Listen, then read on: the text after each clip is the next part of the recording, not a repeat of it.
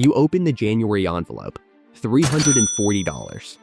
Your furnace ran all night, every hour, every cycle, and by morning, the house was still cold. That number, that feeling, is where this story starts.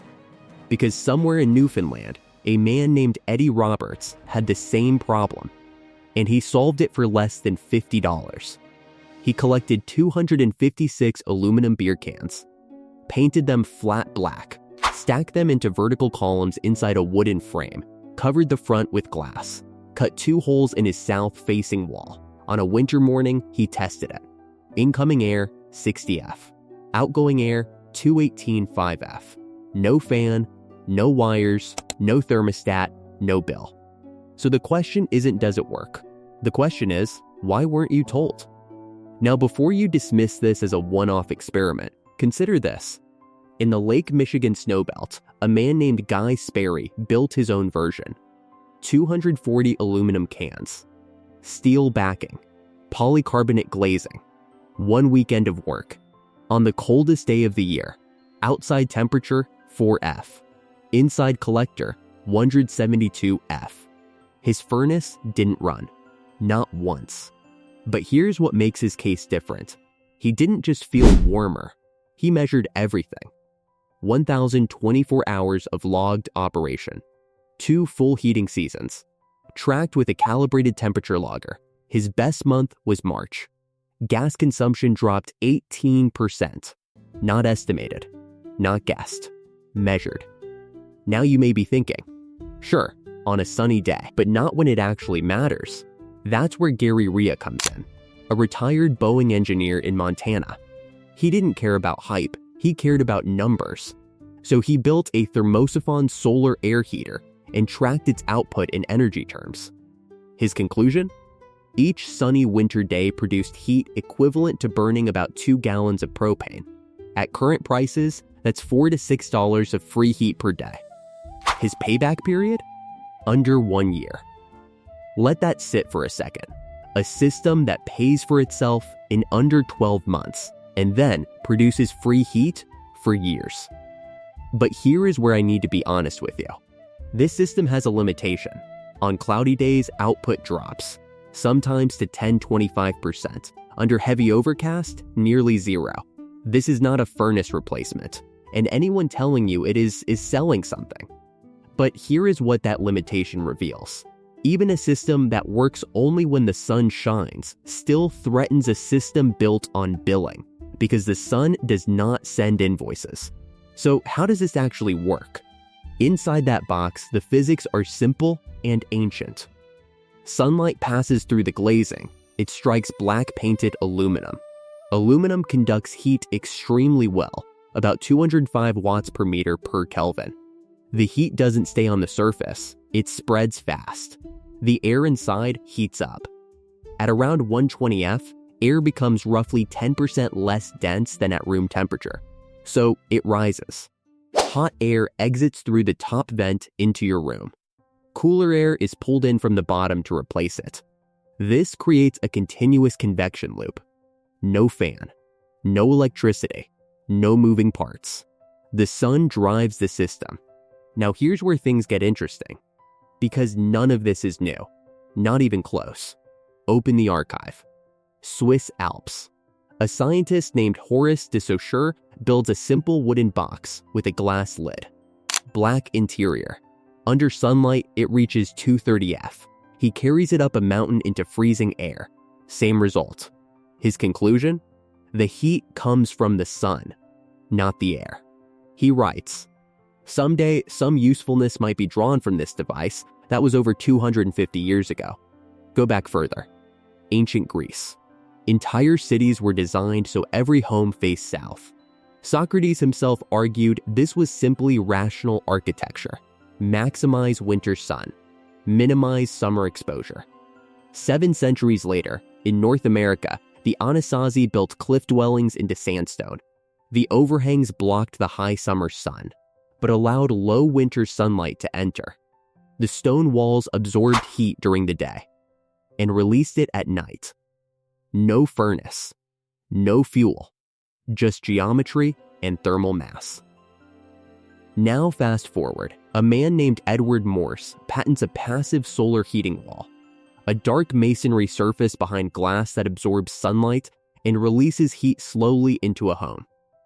Today, we call it a Trombe wall. But here's the detail most people never hear. His patent sat ignored for 86 years. When the technology was rediscovered in the 1960s, it was treated as a new invention. It wasn't. It was forgotten. Now you may be starting to see the pattern. Discovery, adoption, abandonment, over and over again. So what causes the abandonment? This is where we stop talking about physics and start talking about economics. In 1942, a Chicago developer reported that his solar homes were selling faster than they could be built. By 1955, the entire solar home industry was dead. What happened? Cheap oil flooded the market. Electric utilities began aggressively promoting electric heating. Solar didn't fail. It got outcompeted by subsidized energy. Then it happened again. President Jimmy Carter installs 32 solar panels on the White House. He calls it a glimpse of the future. Solar research funding rises, momentum builds. 4 years later, funding is slashed by over 70%. In 1986, President Ronald Reagan ordered the panels removed. The signal is clear. And markets follow signals.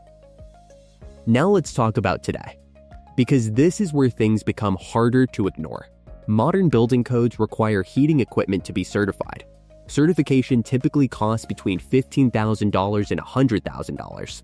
So a heater you can build for $200 becomes illegal without a 5-figure approval process. That's not an accident, that's a barrier. And it layers.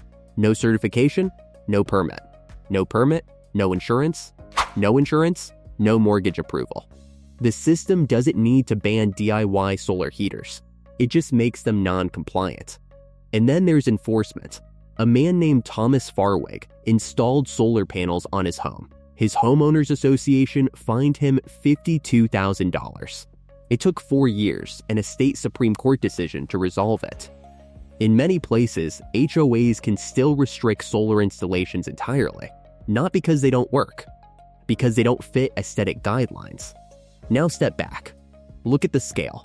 The HVAC industry generates over $150 billion annually. Fossil fuels have received over $500 billion in cumulative subsidies.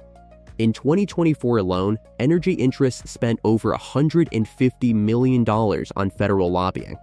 And how much federal support exists for DIY solar air heating? Zero. Now here's the part most people miss. There doesn't need to be a secret meeting. No hidden conspiracy. The system runs on incentives.